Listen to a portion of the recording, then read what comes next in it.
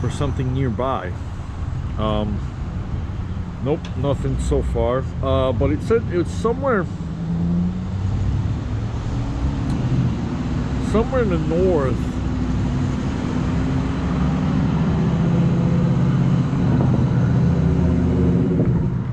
Yeah, it said somewhere in the north of the town. So maybe it's just outside of town. There's a Milky Way Park I can see. So yeah, guys, this little town has some history to it. During the Great Chicago Fire, in 1971, like there was 5 guys who started who invested to get a fire engine here in Harvard in 1965. But out in 1971, during the Great Chicago Fire, they actually sent the engine on the railroad down to Chicago so it could help fight the fire.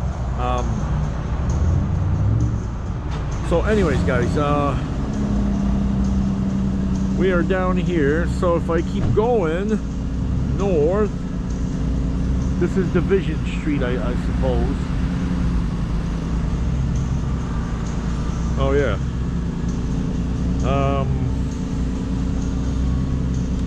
So yeah, we won't see too much.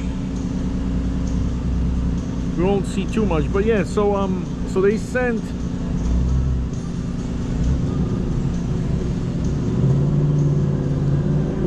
the engine down to fight the Chicago Fire.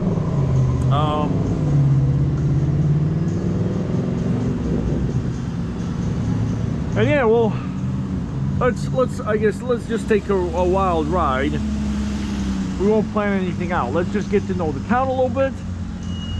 And we've got our train going back towards Chicago in about 2 hours. So let's just ride around, see what we have where, what, how, and why. But basically, I'll tell you guys why I kind of decided this would be kind of a cool trip, part train, part bike, is because when I looked at like notable people of the town, I have noticed that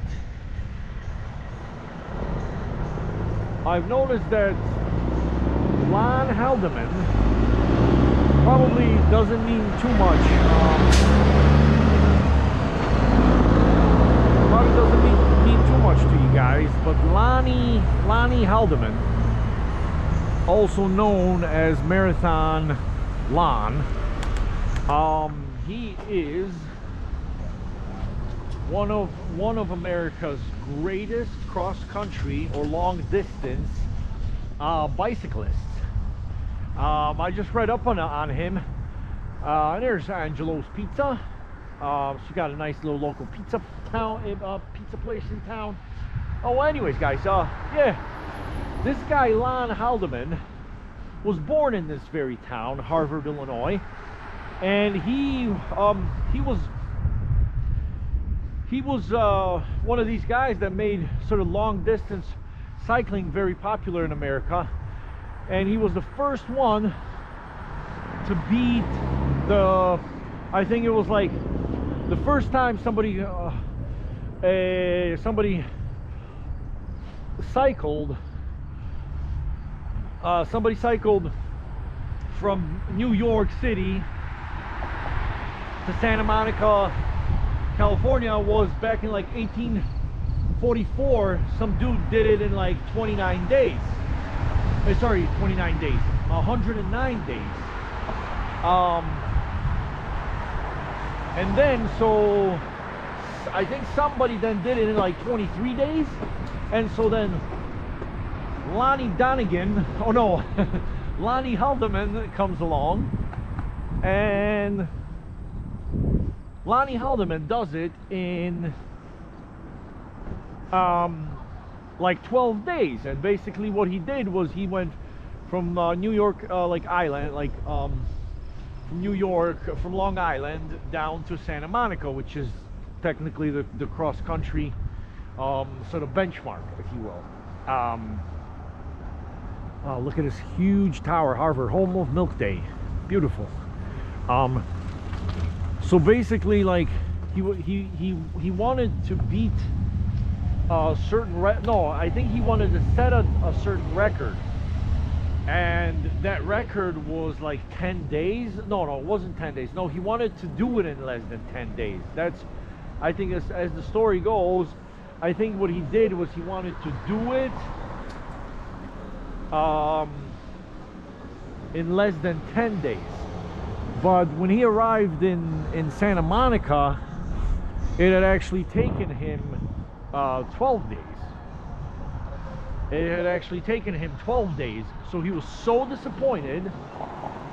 He was so disappointed that he slept for 6 hours and then started cycling back. Started cycling back to New York City. Can you imagine that? La Lancherita. Look at that. Little grocery store. So yeah, so what he did was he got back on the bike after a 6-hour nap. He got back on the bike and he actually cycled from Santa Monica back to New York to Long Island. And artisan market and workshops, very nice. It's open too. Shop, hop, stop. Front Street. Look at this ivy, all this ivy around this building. That's beautiful, huh, guys? Stanchion Pub. That's like a great looking pub that I would love to visit, actually. So let's see if this is open. Historic Factory. Oh wow, so this is cool, guys.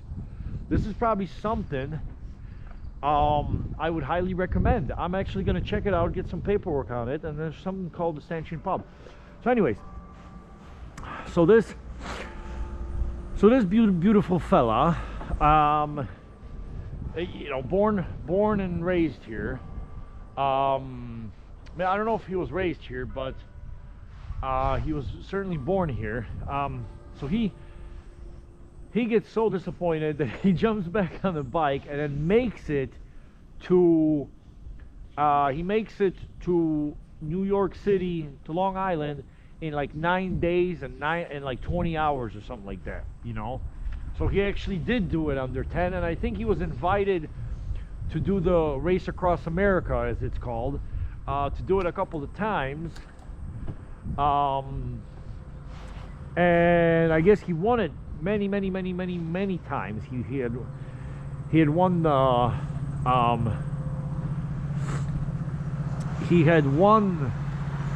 the race and set many records, and I think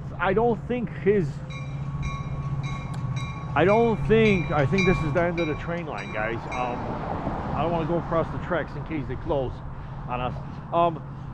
So yeah, like I don't think anyone's since has beat his record, apart from his wife. Actually, his wife was the first woman.